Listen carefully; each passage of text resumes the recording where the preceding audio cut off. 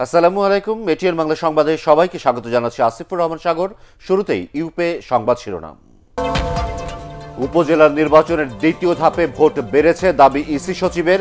একতরফা হওয়ায় আগ্রহ কমেছে বললেন কমিশনার মাহবুব তালুকদার।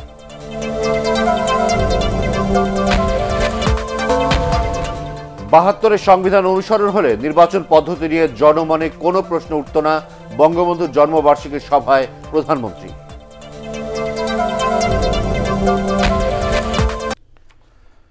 পঞ্চম উপজেলা পরিষদ নির্বাচনের দ্বিতীয় ধাপে ১৬ জেলার ১১৬ উপজেলায় ভোট গ্রহণ শেষ হয়েছে। চলছে গণনা। এ পর্যন্ত পাওয়া ফলাফলে নওগাঁ জেলার ১০টি উপজেলার ৬টিতে আওয়ামী লীগের বিদ্রোহী প্রার্থী ও ৪টিতে নৌকা প্রার্থী বেসরকারিভাবে নির্বাচিত হয়েছেন। বান্দরবানের ৭টির মধ্যে ৬টির ফলাফল পাওয়া গেছে। সবকটিতেই জয় পেয়েছেন আওয়ামী লীগ প্রার্থীরা। ফরিদপুরের বোয়ালমারীতে আওয়ামী লীগ প্রার্থী মোশাররফ হোসেন বেসরকারিভাবে নির্বাচিত হয়েছেন। পাবনার সাঁথিয়ায় নৌকা প্রতীক নিয়ে বিজয়ী হয়েছেন আবদুল্লাহ আল মাহমুদ দেলোয়ার।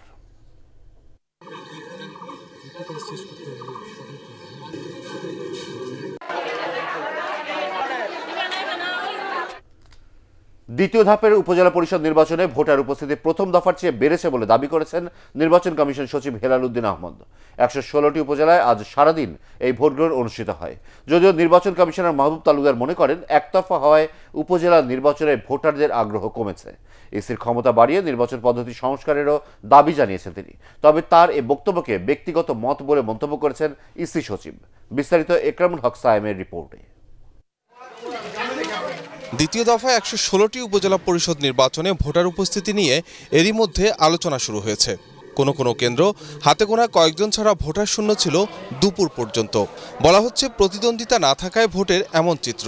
নির্বাচন কমিশনার হিসেবে উপজেলা পরিষদ নির্বাচনের প্রথম দফায় ভোট পড়েছিল ৪৩%। যদিও এবার ভোট গণনার আগেই নির্বাচন কমিশন জানিয়েছে দ্বিতীয় ধাপে বেড়েছে ভোটের হার। গতবার ৪৩% ভোট পড়েছিল, আমরা আশা করতেছি তার চাইতে এবার একটু বেশি হবে। এদিকে নির্বাচনী পরিস্থিতি নিয়ে হঠাৎ করেই সংবাদ সম্মেলন করেন নির্বাচন কমিশনার মাহবুব তালুকদার। বলেন, জৌলুস হারিয়েছে উপজেলা নির্বাচন। একতরফা নির্বাচনের কারণে ভোটাররাও কেউ ভোট কেন্দ্রে যাওয়ার বিষয়ে আগ্রহী নয়। এবারের উপজেলা নির্বাচনে ৪টি ধাপে শতাধিক ব্যক্তি চেয়ারম্যান পদে আসীন হয়েছেন। পরবর্তীতে আরও ৫০ জন সম্ভবত বিনা প্রতিদ্বন্দ্বিতায় পদে আসীন হবেন। প্রতিদ্বন্দ্বিতাহীনভাবে জনপ্রতিনিধিদের পদে আসীন হওয়া রেওয়াজ গণতন্ত্রের জন্য সুসংবাদ নয়। একই সাথে গ্রহণযোগ্য নির্বাচন অনুষ্ঠানে নিজের পরামর্শও তুলে ধরেন তিনি। নির্বাচন ব্যবস্থাপনার পদ্ধতি পরিবর্তন করে নির্বাচন কখন হবে, কিভাবে হবে এই সিদ্ধান্ত সম্পূর্ণ নির্বাচন কমিশনের কাছে ন্যস্ত হলে ভোটারদের উপস্থিতির জন্য আর হাহুতাশ করতে হবে না। এটা ওনার ব্যক্তিগত অভিমত, কিন্তু এই বিষয়ে নির্বাচন কমিশনে এই ধরনের কোনো আলোচনা হয় নাই। উনি মাননীয় নির্বাচন কমিশনার জনাব মাহবুব তালুকদার এককভাবেই এটা উনি বক্তব্য দিয়েছেন। এদিকে অনিয়ম ঠেকাতে কিছুদিন পর অনুষ্ঠিত হতে যাওয়া পৌরসভা নির্বাচনে ব্যালট পেপার সহ অন্যান্য সরঞ্জাম ভোটের দিন সকালেই কেন্দ্রে পাঠানো হবে বলে জানান ইসি সচিব হেলাল উদ্দিন আহমদ। ওই পৌরসভা নির্বাচনগুলোতে আমরা এই ব্যালট পেপারগুলো সকালে পাঠাবো এবং সকাল ৮টার পরিবর্তে সকাল ৯টায় ভোট গ্রহণ শুরু হবে। একরামুল হক সায়েম, এটিএন বাংলা, ঢাকা। ৭২-এর সংবিধানে বঙ্গবন্ধুর প্রণীত নির্বাচন পদ্ধতি অনুসরণ করা হলে নির্বাচন নিয়ে আজ জনমনে কোনো প্রশ্ন উঠত না বলে মন্তব্য করেছেন প্রধানমন্ত্রী শেখ হাসিনা। জাতির পিতা বঙ্গবন্ধু শেখ মুজিবুর রহমানের ৯৯তম জন্মবার্ষিকী ও জাতীয় শিশু দিবসের আলোচনা অনুষ্ঠানে তিনি এ মন্তব্য করেন। মানুষের ভাগ্য নিয়ে স্বাধীনতা বিরোধী সন্ত্রাসী ও জঙ্গিরা যেন আর ছিনিমিনি খেলতে না পারে সে বিষয়ে সতর্ক থাকতে জনগণের প্রতি আহ্বানও জানান প্রধানমন্ত্রী। বিস্তারিত জানাচ্ছেন মনিউর রহমান। মুয়াম্মার আল গাদ্দাফি বাংলাদেশে বিরোধিতা করেছে, বঙ্গবন্ধুর সঙ্গে ৩৫ মিনিট কথা বলবার পর বাইরে এসে সাংবাদিকদের সামনে হাত তুলে মোনাজাত শুরু করলো বাংলাদেশের জন্য। মাত্র ৩৫ মিনিটে কি জাদু ছিল, কি রসায়ন ছিল যে সব বিরোধিতা দ্রবীভূত হয়ে গেল। ৭ মার্চের ভাষণে তিনি যা বলেছিলেন, Edward Heath British prime minister বলেছিলেন যে পৃথিবীতে মানুষ যতদিন পরাধীনতার বিরুদ্ধে সংগ্রাম করবে ততদিন এই ভাষণ প্রেরণার উৎস হিসাবে কাজ করবে। বঙ্গবন্ধু শেখ মুজিবুর রহমানের ৯৯তম জন্মবার্ষিকী ও জাতীয় শিশু দিবসের আলোচনা অনুষ্ঠানে শ্রদ্ধা আর ভালোবাসা থেকে এভাবেই স্মৃতিচারণ করেন বক্তারা। বঙ্গবন্ধু আন্তর্জাতিক সম্মেলন কেন্দ্রে আওয়ামী লীগের আলোচনা সভায় বঙ্গবন্ধু কন্যা ও প্রধানমন্ত্রী শেখ হাসিনা বলেন, নির্যাতিত ও নিপীড়িত বাঙালির মনে স্বাধীনতার আকাঙ্ক্ষা জন্ম দিয়েছিলেন বঙ্গবন্ধু শেখ মুজিবুর রহমান। তার বক্তব্যে ধারাবাহিকভাবে উঠে আসে ৫২ ভাষা আন্দোলন, স্বাধীনতা সংগ্রাম ও ৭৫ ১৫ই আগস্টের কালো রাত্রির ইতিহাস। অনুযোগ করে বলেন, ভাষা আন্দোলনে বঙ্গবন্ধুর অবদান অনেকেই স্বীকার করেননি। বিএনপির প্রতিষ্ঠাতা জিয়াউর রহমানের অবৈধ ক্ষমতা দখলের ইতিহাস তুলে ধরে জিয়ার বহুদলীয় গণতন্ত্র নিয়ে প্রশ্ন তোলেন প্রধানমন্ত্রী। আমরা আগাগোড়া সংগ্রাম করেছি গণতন্ত্রের জন্য, কিন্তু আমার অবাক লাগে যে জিয়ার ক্ষমতা দখল আর জিয়ার যে ভাওতাবাজি, যে বহুদলীয় গণতন্ত্র, অর্থাৎ অনেক দল সৃষ্টি করতে পারলেই কি সেটা বহুদলীয় গণতন্ত্র হয়, যেখানে মানুষের কথা বলার অধিকার নাই, প্রতি রাতে কারফিউ, চলার অধিকার নাই, মার্শাল ল জারি, তো সেখানে মানুষের অধিকারটা থাকে কি করে? এই সময় নির্বাচন পদ্ধতি নিয়ে কথা বলেন শেখ হাসিনা। জানান, ৭২-এর সংবিধানের নির্বাচন পদ্ধতি অনুসরণ করা হলে এ নিয়ে জনমনে কোনো প্রশ্ন উঠত না। আজকে নির্বাচনে প্রশ্ন, এটা নিয়েও প্রশ্ন, এই পদ্ধতি যদি তিনি করে দিয়েছিলেন সেটা যদি কার্যকর করে যেতে পারতেন তাহলে আর এইসব প্রশ্ন উঠত না। সব থেকে জনদরদি যে ব্যক্তিটি জনসেবা যে করে সেই নির্বাচিত হয়ে আসতে পারত, দেশে আর রক্তপাত, খুন খারাপি এগুলি হতো না। দুর্ভাগ্য আমাদের, আর দুর্ভাগ্য বাঙালি জাতির। বঙ্গবন্ধুর জন্মশতবার্ষিকীর আলোচনা সভায় মুজিবের বাংলাদেশে জনগণের অধিকার সমুন্নত রাখার প্রত্যয় ব্যক্ত করেন প্রধানমন্ত্রী। আর যেন এই বাংলার মাটিতে ওই স্বাধীনতা বিরোধী, খুনি, সন্ত্রাসী, এতিমের অর্থ আত্মসাৎকারী এরা যেন আর কোনোদিন ক্ষমতায় আসতে না পারে, মানুষের ভাগ্য নিয়ে ছিনিমিনি খেলতে না পারে। মনিউর রহমান, এটিএন বাংলা, ঢাকা। ক্রাইস্টচার্চ হামলার ঘটনায় বাংলাদেশি নাগরিকদের নিউজিল্যান্ড ভ্রমণের সতর্কতা জারি করেছে সরকার। সংবাদ সম্মেলনে পররাষ্ট্রমন্ত্রী AK আব্দুল মোমেন একথা জানিয়ে বলেন, 15ই মার্চ থেকে এই সতর্কতা জারি করা হয়। পররাষ্ট্র মন্ত্রণালয়ের এক ব্রিফিংয়ে মন্ত্রী আরও জানান, মৃতদেহ দেশে ফিরিয়ে আনতে নিহতদের প্রত্যেক পরিবারের একজন সদস্যকে নিউজিল্যান্ডে যাবার সুযোগ দেবে সরকার। দেশটির বাংলাদেশ কনসুলেট ক্রাইস্টচার্চে বসবাসরত বাংলাদেশিদের খোঁজ খবর রাখছে বলেও জানান তিনি। এদিকে বাংলাদেশের মানবাধিকার পরিস্থিতি নিয়ে মার্কিন যুক্তরাষ্ট্রের প্রতিবেদন প্রত্যাখ্যান করে দেশটিতে একটি প্রতিবাদ লিপি পাঠানো হয়েছে বলেও জানান পররাষ্ট্রমন্ত্রী। এই সন্ত্রাসী কর্মকাণ্ডের প্রেক্ষিতে বাংলাদেশ সরকার নিউজিল্যান্ডে বসবাসরত এবং সফররত বাংলাদেশি নাগরিকদের উদ্দেশ্যে ভ্রমণ সতর্কতা জারি করার বিষয়ে নির্দেশ প্রদান করেছে। বাংলাদেশি নাগরিকদের পরিবারের একজন সদস্য মৃতদেহ গ্রহণের জন্য ক্রাইস্টচার্চে ভ্রমণ করতে পারবেন। নিউজিল্যান্ড সরকার কর্তৃক সিদ্ধান্ত গৃহীত হয়েছে। Human rights report of US department of state, এটা নিয়ে দুশ্চিন্তার এত কারণ নেই। অবশ্যই আমরা যেটা করি, আমরা একটা প্রতিবাদ পাঠিয়েছি। গ্যাটকো দুর্নীতি মামলায় বেগম খালেদা জিয়ার বিরুদ্ধে অভিযোগ গঠনের শুনানি পিছিয়ে 17 এপ্রিল ঠিক করেছেন আদালত। বিশেষ জজ আদালত 3-এর বিচারক সৈয়দ দিলজার আহমেদ এই তারিখ নির্ধারণ করেন। এদিন কারা কর্তৃপক্ষ আদালতকে জানান, খালেদা জিয়া অসুস্থ থাকায় তাকে হাজির করা যায়নি। রাজধানী কমলাপুর CSD ও চট্টগ্রাম বন্দরে কন্টেইনার হ্যান্ডলিংয়ের কাজ গ্যাটকোকে পাইয়ে দেওয়ায় রাষ্ট্রে প্রায় 15 কোটি টাকা অনিয়মের অভিযোগে 2007 সালে বেগম জিয়া সহ 13 জনকে আসামি করে মামলাটি করে দুদক। পরের বছর 24 জনের বিরুদ্ধে অভিযোগপত্র দেওয়া হয়। এর মধ্যে আরাফাত রহমান কোকো সহ 6 আসামি মারা গেছেন। মাছের খামারের জন্য এখন থেকে নিবন্ধন নিতে হবে বিভাগীয় উপপরিচালক বা জেলা ও উপজেলা মৎস্য কর্মকর্তার কার্যালয় থেকে। এছাড়া রপ্তানি করা মাছে ভেজাল বা ক্ষতিকর রাসায়নিক থাকতে পারবে না। এসব বিধান রেখে মৎস্য ও মৎস্যপণ্য পরিদর্শন ও মান নিয়ন্ত্রণ আইনে খসড়া নীতিগত অনুমোদন দিয়েছে মন্ত্রিসভা। প্রধানমন্ত্রী শেখ হাসিনার সভাপতিত্বে তার কার্যালয়ে মন্ত্রিসভা বৈঠক শেষে সচিবালয়ে সংবাদ সম্মেলনে এসব তথ্য জানান মন্ত্রিপরিষদ সচিব মোহাম্মদ শফিউল আলম। তিনি আরও জানান, আইনের কোনো বিধান না মানলে সর্বোচ্চ 2 বছর জেল ও 5 লাখ টাকা জরিমানার বিধান রাখা হয়েছে।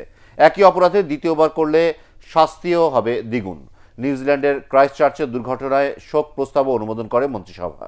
আর বৈঠকের শুরুতে ভাষা আন্দোলন ও বাংলা ভাষায় আন্দোলনে বঙ্গবন্ধুর অবদান নিয়ে লেখা বাংলা ভাষার বঙ্গবন্ধু বইয়ের মোড়ক উন্মোচন করেন প্রধানমন্ত্রী।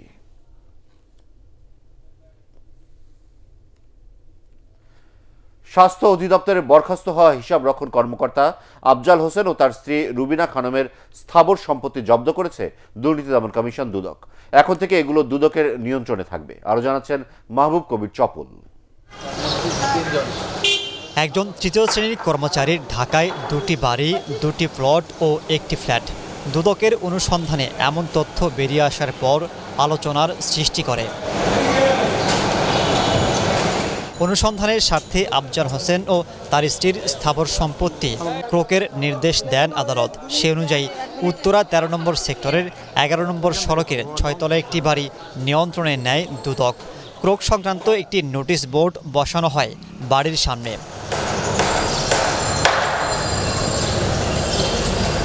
একই সেক্টরের 16 নম্বর সড়কে আরও একটি 6 তলা বাড়ি দুদক নিয়ন্ত্রণে নেয়, সেখানেও বসানো হয় নোটিশ বোর্ড। এর ফলে এসব বাড়ির ভাড়া আর আফজাল পাবেন না, চলে যাবে দুদকের অ্যাকাউন্টে। কমিশনের পক্ষ থেকে বিজ্ঞপ্তি বা নোটিশ জারি করে দেওয়া হলো যে সম্পত্তিকে হস্তান্তর বিক্রি কেউ কিনতে পারবে না।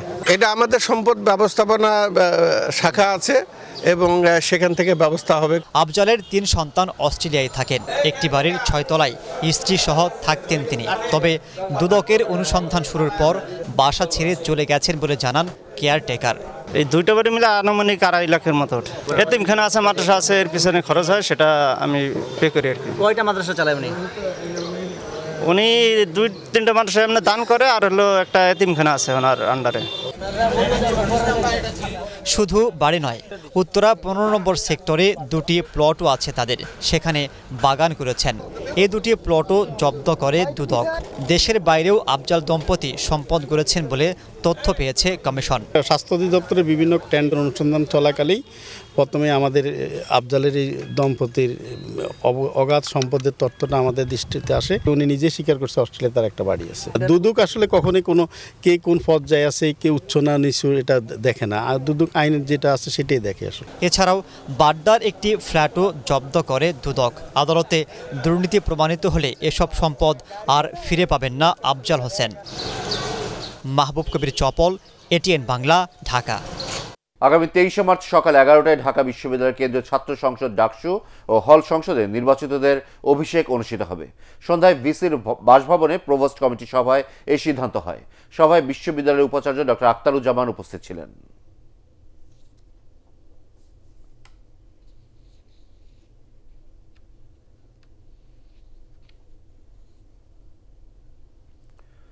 ফলাফল বাতিল করে পুনরায় ডাকসু নির্বাচনের দাবিতে উপাচার্য কার্যালয় ঘেরাও কর্মসূচি পালন করেছে ঢাকা বিশ্ববিদ্যালয়ের আন্দোলনরত শিক্ষার্থীরা। দাবি পূরণ না হওয়া পর্যন্ত আন্দোলন চালিয়ে যাওয়ার ঘোষণা দিয়েছে তারা। হাবিবুর রহমান অভির রিপোর্ট। ডাকসু নির্বাচনের পর থেকেই ব্যাপক অনিয়মের অভিযোগে ঢাকা বিশ্ববিদ্যালয়ে আন্দোলন করে আসছে নির্বাচন বর্জনকারী 5 প্যানেল। সোমবার সাধারণ ছাত্র অধিকার সংরক্ষণ পরিষদ, প্রগতিশীল ছাত্র ঐক্য ও স্বাধিকার স্বতন্ত্র পরিষদ সহ অন্যান্য সংগঠন জড়ো হয় রাজু ভাস্কর্যে। এরপর মিছিল শেষে উপাচার্য কার্যালয়ের সামনে সমাবেশ করে তারা। 5 দফা দাবিতে স্লোগান দেন বিক্ষুব্ধরা। ঢাকা বিশ্ববিদ্যালয়ের শিক্ষার্থীরা সেই আন্দোলনের মধ্য দিয়েই তাদের অধিকার আদায়ের, তাদের গণতান্ত্রিক ক্যাম্পাস আদায়ের যে স্বপ্ন তারা দেখে, সেই স্বপ্ন বাস্তবায়নের লক্ষ্যে আমরা অগ্রসর হব। ভিসি স্যারকে আসতে বলেছি আমাদের সাথে দেখা করার জন্য, তিনি আসা পর্যন্ত আমরা এখানে অপেক্ষা করব। এই ঢাকা বিশ্ববিদ্যালয়ের প্রশাসন 28 বছর পরে যে কলঙ্কজনক অধ্যায় সৃষ্টি করলো, এই শিক্ষার্থীদের কাছে তারা কিছুতেই ক্ষমা পাবে না। এই কারচুপিপূর্ণ নির্বাচন হলেও নুরুল হক নূর এবং আক্তার হোসেন বের হয়ে এসেছে। আমরা আশা করি আলাপ আলোচনার মাধ্যমে আমরা একটি সুন্দর সিদ্ধান্তে আসতে পারবো। আন্দোলনকারীরা দাবি করেন, অসুস্থ থাকায় সেখানে উপস্থিত ছিলেন না ডাকসু ভিপি নুরুল হক নূর। নতুন ভিপিকে দায়িত্বশীল আচরণ করার আহ্বান জানান ডাকসু এজেস সাদ্দাম হোসেন। এই ভিপি পদটির একটি গুরুত্ব রয়েছে। এই ভিপি পদটিকে ঢাকা বিশ্ববিদ্যালয়ের শিক্ষার্থীরা সম্মান করে, তাকে আহ্বান জানাবো দায়িত্বশীল আচরণ করার জন্য। আন্দোলনকারীদের বর্জন কর্মসূচির কারণে ক্যাম্পাসে শিক্ষার্থীদের উপস্থিতি ছিল কম, তবে পুরোদমে অনুষ্ঠিত হয়েছে পরীক্ষা। ক্লাস পরীক্ষা সবই হচ্ছে, আজকে আমাদের ক্লাস আছে, কালকে পরীক্ষা আছে, ইনশাল্লাহ হবে। বিভাগের পরিস্থিতি স্বাভাবিকই ছিল, আমাদের এখনো কোনো বন্ধ হয় নাই, আমরা যথারীতি ক্লাস পরীক্ষা চালিয়ে যাচ্ছি। আমাদের আজকে একটা প্রেজেন্টেশন রয়েছে, তো এটা হবে কিনা এটা নিয়ে অনিশ্চিত আছে। ডাকসু নির্বাচন নিয়ে ক্যাম্পাসে আর কোনো উত্তেজনকর পরিস্থিতি তৈরি হোক তা চান না সাধারণ শিক্ষার্থীরা। শিক্ষার পরিবেশ বজায় রাখতে সব পক্ষের প্রতি আহ্বান তাদের। হাবিবুর রহমান অভি, এটিএন বাংলা, ঢাকা। রেলের ব্যবস্থাপনায় বেসরকারি কোম্পানিগুলোর সেবা নিয়ে ক্ষোভ প্রকাশ করেছেন রেলমন্ত্রী নুরুল ইসলাম সুজন। তিনি জানান, দেশের ৭৩টি রেলের ব্যবস্থাপনা বর্তমানে বেসরকারি কোম্পানির হাতে রয়েছে। ২০২০ সালের পর এই চুক্তির মেয়াদ আর বাড়ানো হবে না। রাজধানী রেল ভবনে কোরিয়ার হুন্দাই রতেম কোম্পানির কাছ থেকে ২০টি লোকোমোটিভ ইঞ্জিন কেনার চুক্তি সই অনুষ্ঠানে এসব কথা বলেন রেলমন্ত্রী। ২০ সাল পর্যন্ত আপনাদের যে চুক্তি, এই চুক্তিগুলো শেষ হওয়ার পরেই রেলওয়ে প্রত্যেকটা ট্রেনেই আমরা আমাদের নিজস্ব ব্যবস্থাপনা আমরা নেব।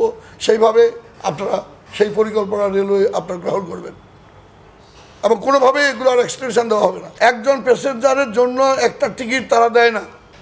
আপনি যদি বসে যেতে চান তাহলে 2টা কিংবা 3টা টিকিট কিনতে হয়। এগুলো কিন্তু তারা বদনাম হচ্ছে রেলওয়ে, যারা ব্যবস্থাপনার মধ্যে তাদেরকে দিয়েছেন আপনারা। এই ঘটনাগুলি ঘটছে। দেশে গণতন্ত্র, অবাধ, সুষ্ঠু নির্বাচনের পথে যারা বাধা, তাদের একঘরে করা উচিত বলে মন্তব্য করেছেন জাতীয় গণফোরাম সভাপতি doctor Kamal Hossain. Supreme court মিলনায়তনে বঙ্গবন্ধুর ৯৯তম জন্মবার্ষিকী উপলক্ষে এক আলোচনা সভায় তিনি কথা বলেন। ডক্টর কামাল বলেন, যারা এদেশে গণতন্ত্র চলতে দেয় না, তারা মূলত বঙ্গবন্ধুর স্বপ্নের পথে বাধা দিচ্ছে। সবাই মিলে ঐক্যবদ্ধ হয়ে জনগণকে দেশের মালিকানা বুঝিয়ে নেওয়ার আহ্বান জানান তিনি। আমাদের ভাগ্য জাতি হিসাবে যে উনাকে আমরা জাতির পিতা হিসাবে পেয়েছিলাম, আজকে উনি প্রেরণার উৎস হিসাবে 16 কোটি মানুষের মাঝে আছেন। অবাধ নিরপেক্ষ নির্বাচন, এটা সকলেরই দাবি, এটা কোনো বিতর্কের অবকাশ নেই এখানে। কারা এটা হতে দিচ্ছে না? যারা হতে দিচ্ছে না তারা কি আমরা ধরে নেব এরা বঙ্গবন্ধুর প্রতি এদের আনুগত্য আছে, না উল্টাটা? অনৈতিকভাবে ক্ষমতা দখল করা সরকারের শাসনে সবকিছু অস্বাভাবিকভাবে চলছে, তাই সরকারের পতনের বিকল্প নেই বলে মন্তব্য করেছেন বিএনপি নেতা ডক্টর খন্দকার মোশাররফ হোসেন। জাতীয় প্রেস ক্লাবে বিএনপির প্রয়াত মহাসচিব খন্দকার দেলোয়ার হোসেনের স্মরণ সভায় তিনি একথা বলেন। বর্তমান রাজনৈতিক প্রেক্ষাপটে নেতাকর্মীদের হতাশ না হওয়ার আহ্বান জানিয়ে সবাইকে ঐক্যবদ্ধ থেকে গণতন্ত্র পুনরুদ্ধারের আন্দোলন অব্যাহত রাখার তাগিদ দেন তিনি। যে আওয়ামী লীগ জনগণের কাছে পরাজিত, সেই জন্য ডাকাতি করতে হয়েছে। অতএব আমরা যারা জনগণের কাছে বিজয়ী হয়ে এসেছি, আমাদের নেতা কর্মীরা যারা জনগণের কাছে বিজয় নিয়ে এসেছে, তারা কেন হতাশ হবে? ঐক্যবদ্ধ হয়ে শক্তি সঞ্চয় করে বেগম খালেদা জিয়াকে মুক্ত করতে হবে প্রথম, কেননা তিনি মাদার অফ ডেমোক্রেসি। তাকে বন্দী রেখে গণতন্ত্রকে মুক্ত করা সম্ভব হবে না। রাজনীতিতে বিএনপির সময় শেষ বলে মন্তব্য করেছেন আওয়ামী লীগের প্রেসিডিয়াম সদস্য মোহাম্মদ নাসিম। তিনি বলেন, নির্বাচন বর্জনের রাজনীতি করতে করতে জনগণই তাদের একদিন ত্যাগ করবে। বঙ্গবন্ধুর ৯৯তম জন্মবার্ষিকী উপলক্ষে রাজধানীতে এক আলোচনা সভায় তিনি আরও বলেন, রাজনীতির নামে জ্বালাও পোড়াও কর্মসূচি জনগণ মেনে নেয় না।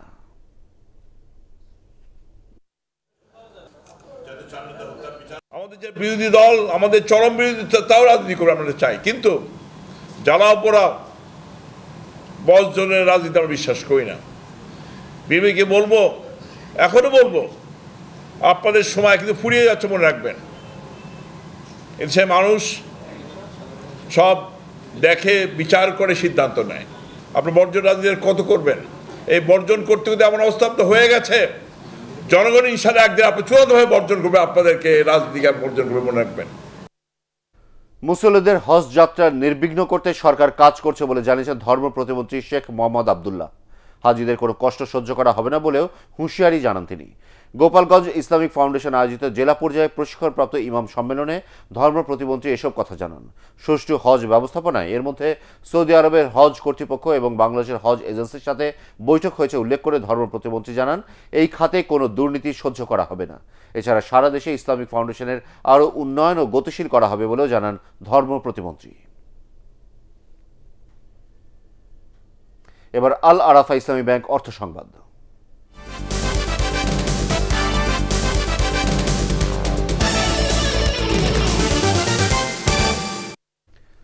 ব্যাংক ঋণের চক্র বৃদ্ধি হারে সুদের নীতি বদলে যাচ্ছে।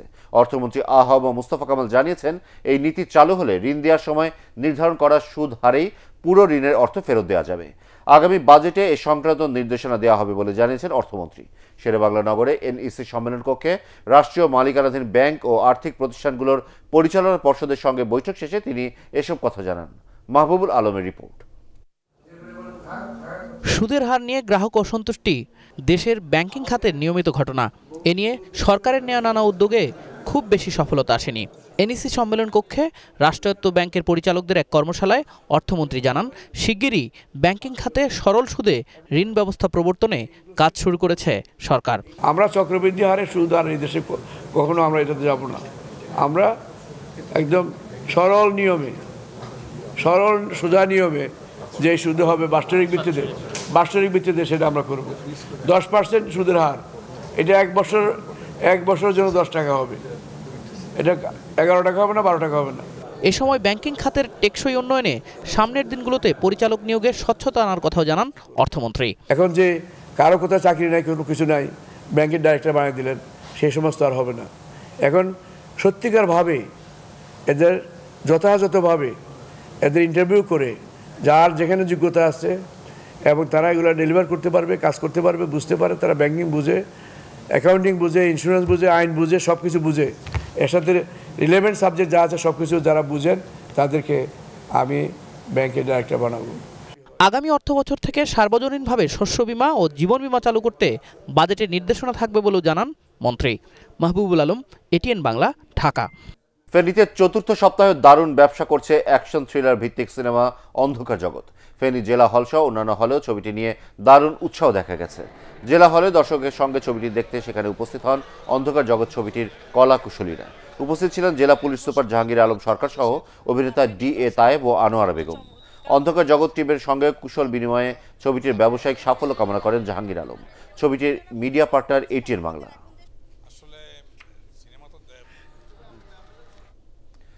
ভারত বাংলাদেশের যৌথ উদ্যোগে বাংলাদেশের শিল্পকলা একাডেমির স্টুডিও হলে মঞ্চস্থ হল নাটক জলকুমারী।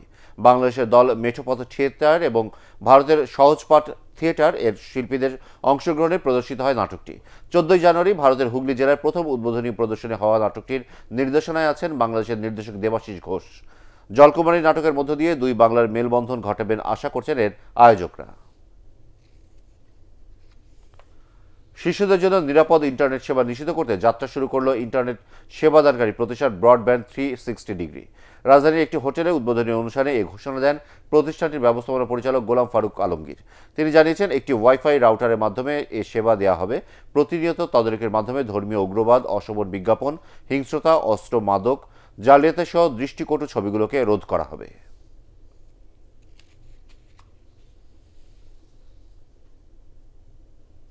বাংলাদেশের তরুণ প্রজন্মের মধ্যে কম্পিউটার ও অনলাইনে ভিডিও গেমস খেলা ও প্রচার সহ বিভিন্ন আন্তর্জাতিক প্রতিযোগিতায় অংশগ্রহণ বাড়ছে বলে দাবি করা হয়েছে এক সেমিনারে।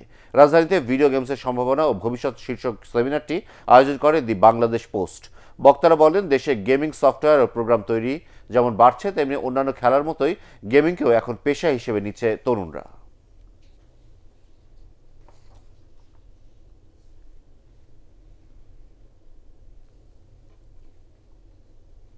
এবার স্ট্যান্ডার্ড ব্যাংক বাণিজ্য সংবাদ।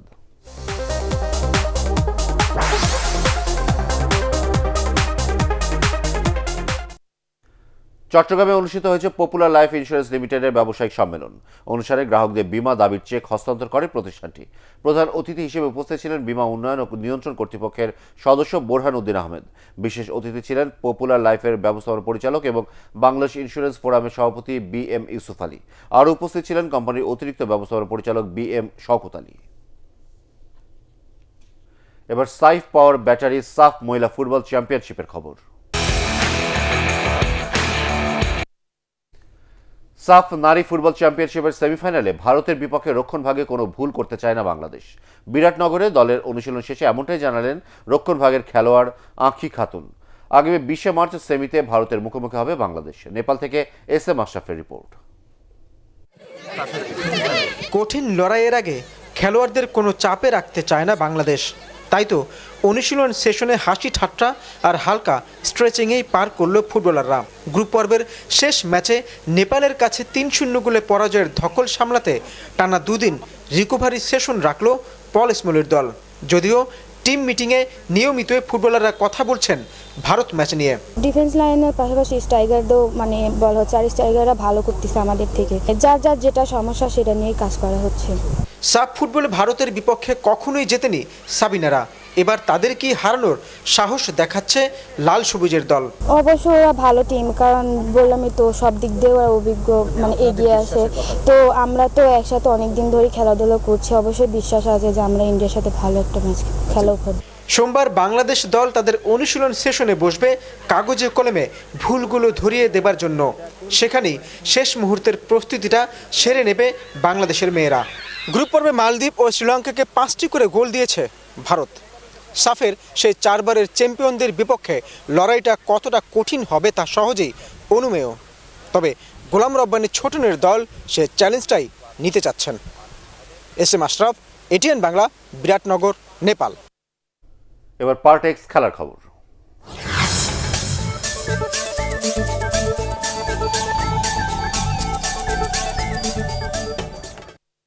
ক্রাইস্ট চার্চ হামলার ধকল কাটানো ছাড়াও আসন্ন বিশ্বকাপকে সামনে রেখে ক্রিকেটারদের মানসিকভাবে চাঙ্গা করতে মনোবিদ নিয়োগ দেবে বিসিবি।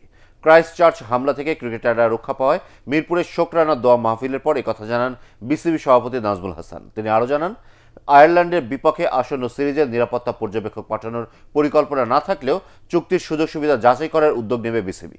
আরও জানাচ্ছেন তৌসিয়া ইসলাম। বোর্ডের পক্ষ থেকে ছুটি দেয়া হলেও ঢাকায় থাকা ক্রিকেটাররাও অংশ নেন এই দোয়া অনুষ্ঠানে। পরে ক্রিকেটারদের মানসিক ট্রমা কাটানোর জন্য মনোবিদ নিয়োগ দেওয়া হবে বলে জানান বিসিবি সভাপতি। একেবারে এটার জন্যই যে আনতে হবে তা না, আমরা হয়তো ঠিক করেছি যে ওভারঅল ওয়ার্ল্ড কাপ আছে সামনে, তার আগে একটা সাইকোলজিস্ট এনে ওদের সাথে কিছু সময় যদি ব্যয় করা হয় সেটা তো দলের জন্যই ভালো হবে। সেখানে যদি কথা বলে মনে হয় যে কারো বিশেষ কিছু অ্যাটেনশন নেওয়া দরকার, তাহলে অবশ্যই ওখানে দেওয়া হবে। এখন থেকে বাংলাদেশ দলের প্রতিটি বিদেশ সফরের আগে পূর্ণ নিরাপত্তার দাবি জানানো হবে বলে আগেই জানিয়েছিলেন সভাপতি। তবে আসন্ন আয়ারল্যান্ড সফরে আলাদা করে পর্যবেক্ষক পাঠানোর প্রয়োজন দেখছেন না তিনি। যে কোনো জায়গায় যাওয়ার আগে সিকিউরিটি প্ল্যানটা চেয়ে পাঠাবো ওই দেশের কাছে, হোস্ট কান্ট্রির কাছে, যে তুমি যে আমার যে টিম যাচ্ছে তোমরা সিকিউরিটি প্ল্যানটা পাঠাও। ওই সিকিউরিটি প্ল্যানটা ঠিকমতো ইমপ্লিমেন্ট হচ্ছে কিনা এটার জন্য কাউকে পাঠানো হবে, সে গিয়ে এনশিওর করবে, তখন আমাদের টিম যাবে। গেল কয়েকদিন ধরে সাকিব আল হাসানের ঢাকা প্রিমিয়ার লিগে খেলতে আগ্রহ প্রকাশের কারণে যে আলোচনা শুরু হয়েছিল তা পুরোপুরি নাকচ করে দেন বিসিবি সভাপতি। জানান, ড্রাফটে নাম না থাকা খেলোয়াড়রা খেলতে পারবেন না। তৌসিয়া ইসলাম, এটিএন বাংলা, ঢাকা। শুরু হয়েছে পানাম গ্রুপ ঢাকা মহানগরী স্কুল ভলিবল প্রতিযোগিতা। মিরপুর শহীদ সোহরাওয়ার্দী ইনডোর স্টেডিয়ামে প্রতিযোগিতার উদ্বোধন করেন যুব ও ক্রীড়া প্রতিমন্ত্রী জাহিদ আহসান রাসেল। এ সময় উপস্থিত ছিলেন স্পন্সর প্রতিষ্ঠান পানাম গ্রুপের ব্যবস্থাপনা পরিচালক অমল পোদ্দার, যুব ও ক্রীড়া মন্ত্রণালয়ের ভারপ্রাপ্ত সচিব জাফর উদ্দিন ও ভলিবল ফেডারেশনের সাধারণ সম্পাদক আশিকুর রহমান মিকু। 4 দিনের এই প্রতিযোগিতার উদ্বোধনী দিনে বালক ও বালিকা বিভাগে মোট 14টি খেলা অনুষ্ঠিত হয়। প্রতিযোগিতার মিডিয়া পার্টনার এটিএন বাংলা উদ্বোধনী অনুষ্ঠান সরাসরি সম্প্রচার করে। শেষ করার আগে ইউপে সংবাদ শিরোনাম আরও একবার। উপজেলা নির্বাচনের দ্বিতীয় ধাপে ভোট বেড়েছে, দাবি ইসি সচিবের। একতরফা হয় আগ্রহ কমেছে বললেন কমিশনার মাহবুব তালুকদার।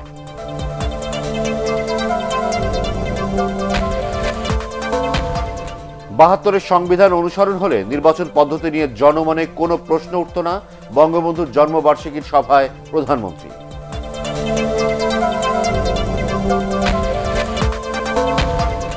এবং স্বাস্থ্য অধিদপ্তরের বরখাস্ত কর্মকর্তা আফজাল হোসেন ও তার স্ত্রীর বিপুল সম্পত্তি জব্দ করল দুদক।